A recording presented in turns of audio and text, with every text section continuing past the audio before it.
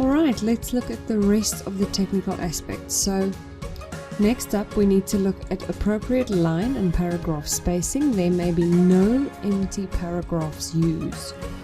Alright, so no empty paragraphs means, if we switch this on, this is an empty paragraph. Okay, so remove. A nice way to find this is by doing an advanced find and to use paragraph mark,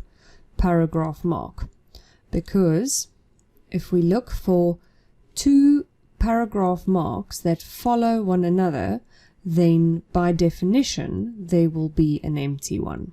See? Because obviously then it was two following one another. So that way you can find them quite easily. So please go and look for them and remove all empty paragraphs. This is not an empty paragraph because there is an element in there. There's a page break, for example. So please have a look at that and remove all of those.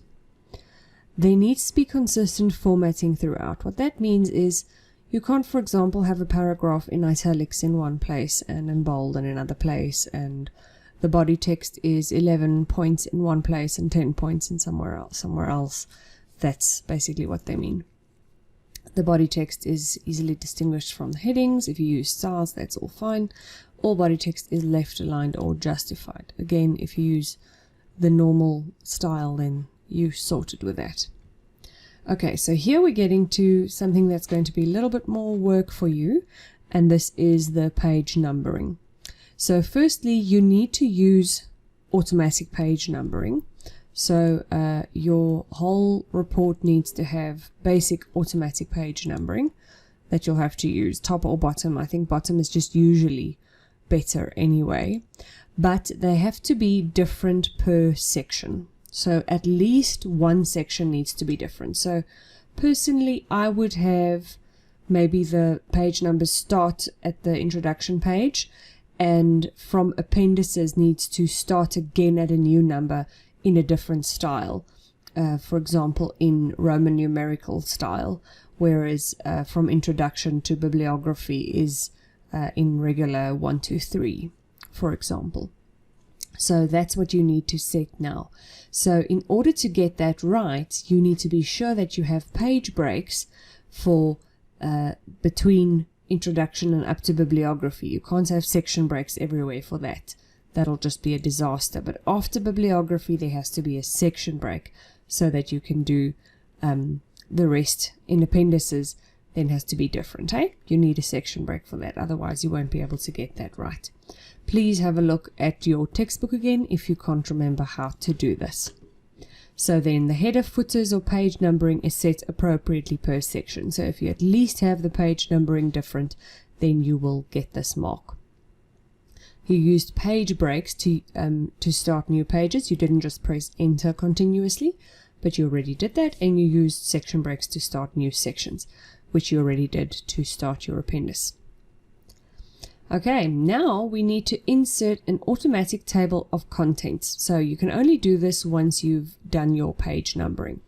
So go to your page for table of contents and insert an automatic table of contents. Okay, now you're going to see there's a problem here.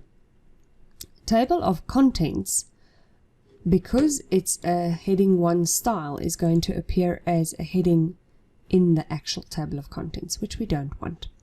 So what you can do is, if you use the style called a table of content heading style, then this eliminates this problem. So go to styles, options, and check that you can see all styles that are available. All styles, okay? And then go and find the style called TOC heading. Then change table of contents to TOC heading and change table of figures to TOC heading as well. And now if you update your table of contents that you've inserted, then these two headings won't show there anymore. See? Next up, we need to insert a table of figures. Now, this won't work if you didn't actually insert captions under your findings. So remember, you need to have used proper automatic captions for each of the graphs that you've inserted. And if you haven't done that already, you need to do that now. So let's go back to the top, and then you need to insert a table of figures. Okay. Then, next up, here's an important thing. We need to have hyperlinks that links to something external, and it can't just be the hyperlinks that works with the headings and the table of contents. So the easiest way is just to have a hyperlink that links to your spreadsheet and your database from phase 2. And the other important thing is that they need to be easy to understand. So what I always like to do is to actually put in a little sentence here and say phase 2 spreadsheet, phase 2 database, and then actually select this text and apply the hyperlink to phase 2 on this text, to the phase 2 database on this text, and to the phase 2 spreadsheet on this text. Please ask your teacher if you don't know how to do this, because you're not supposed to copy your spreadsheet or your database to the phase 3 folder. One can link to another folder in your main PAT folder. It's not necessary to copy them to your phase 3 folder. Okay. Almost done. Plagiarism and citation issues. Okay, we have already appropriately acknowledged all our sources because we used citations. We didn't actually use graphics from other sources, but now here's an important thing. If you actually did, if you, for example, put a picture from the web, from the internet on your cover page, you need to put a URL in based from just saying where you got that picture from. So I would, on the cover page, I think maybe just put a little text box in, little text box saying picture from, it's too small, and then paste the URL in there at least, just to acknowledge where you got that picture from, just to not to lose that mark. All right. Citation present are added correctly. That's saying you didn't add it by hand, and you added it as an automatic caption, an automatic citation, and you added a minimum of 3 citations because you had 3 sources, right? All right. Then we added an automatic. Oh, we haven't done that yet. We need to add an automatic reference list or bibliography. So now let's go down to bibliography, and now we need to add a, let's just, oh, come on, I don't want, there you go. Now we need to add a bibliography, an automatic bibliography. Okay, so this needs to be automatic. It needs to be a field that can be updated. It can't be one that you typed, hey? And it can't just be the URLs that you pasted in. That is not a bibliography. That is why we used manage sources in the first phase, so that you can insert an automatic bibliography. All right.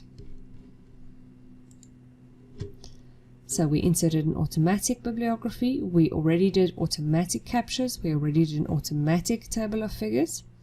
And we have supporting documentation added as appendices, which is clearly distinguishable from the main documents because they have page numbers that restart at a different number.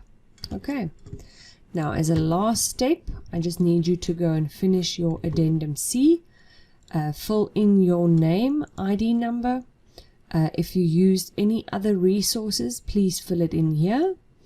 And I think just make your signature in Paint and paste it over here and fill in the date. I think maybe just insert the date and time over here. Now you don't want it to automatically update because this time you actually want the actual date on which you complete your final report. So just insert the actual date and then you can save your final report, because then you are finished with the Word version of your final report.